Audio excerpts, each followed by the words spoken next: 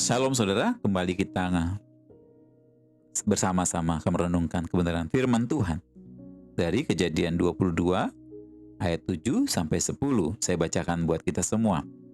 Lalu berkatalah Ishak kepada Abraham ayahnya, "Bapa," saut Abraham, "Ya anakku." Bertanyalah ia, "Di sini sudah ada api dan kayu, tapi di manakah anak domba untuk korban bakaran itu?" Ayat 8, saut Abraham, "Allah yang akan menyediakan anak domba untuk korban bakaran baginya, anakku." Demikianlah keduanya berjalan bersama-sama. Sampailah mereka ke tempat yang dikatakan Allah kepadanya. Lalu Abraham mendirikan mezbah di situ, disusunnyalah kayu, diikatnya Ishak, anaknya itu, dan diletakkannya di atas mezbah itu, di atas kayu api.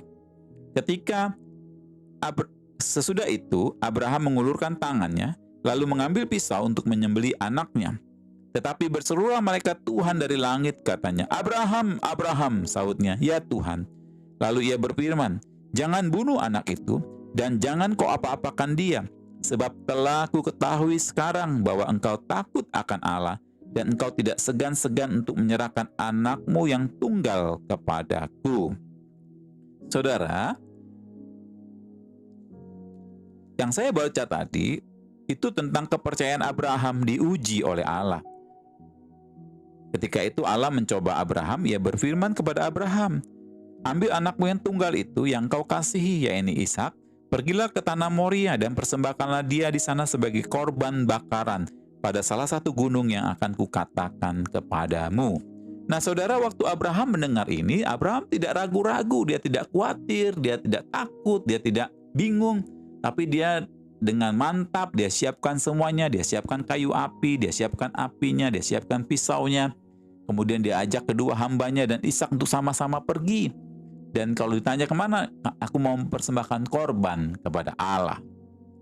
Nah waktu Ishak bertanya pun, Abraham bisa menjawab dengan tenang. Waktu Ishak tanya, "Bapak, di mana anak dombanya?" Kayunya sudah ada, apinya sudah ada, mungkin pisaunya juga Bapak sudah bawa. Dan Abraham cuma menjawab gini, "Allah akan menyediakan anak domba, korban bakaran baginya, anakku." Padahal Abraham tahu sekali bahwa Allah meminta Ishak yang dijadikan korban. Tapi bagaimana Abraham bisa menjawab seperti itu? Nah, di sini kita bisa belajar, saudara, begini. Pengalaman hidup Abraham bersama Allah, pengalaman dia mengikuti kehendak Allah, membuat Abraham semakin kenal dan mengasihi Allah dengan luar biasa, saudara. Sehingga dia tidak ragu untuk membawa Ishak dan siap menjadikan Ishak sebagai korban bakaran seperti yang Allah sampaikan.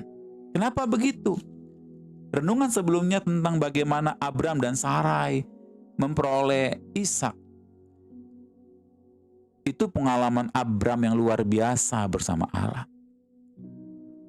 Dia tahu bahwa Allah yang dia sembah adalah Allah yang luar biasa, Allah yang dahsyat. Sehingga itu membuat dia tidak ragu membawa Ishak dan siap menjadikan Ishak sebagai korban bakaran. Saudara, Abraham sudah mengalami hal yang tidak mungkin menjadi mungkin bagi Allah. Ya, waktu dia punya Ishak, umur Abraham itu 100 tahun dan Sarah berusia 91 tahun. Sesuatu yang tidak mungkin bagi manusia, tapi tidak ada yang mustahil bagi Allah. Makanya dia tidak ragu untuk menyerahkan Ishak karena Abraham percaya Allah sanggup melakukan perkara-perkara besar, saudara. Dari sini kita belajar, kita bisa ambil satu kesimpulan begini, saudara. Harusnya karena hidup bersama Allah, semakin hari semakin kita mengenal Dia dan mengasihi Allah kita tanpa perlu lagi ragu-ragu. Bagaimana dengan saudara? Kalau Abraham semakin hari semakin kenal Allah, semakin mengasihi Allah, dan tidak ragu-ragu lagi dengan Allah, kita pun harusnya seperti itu. Tuhan Yesus memberkati hari-harimu. Amin.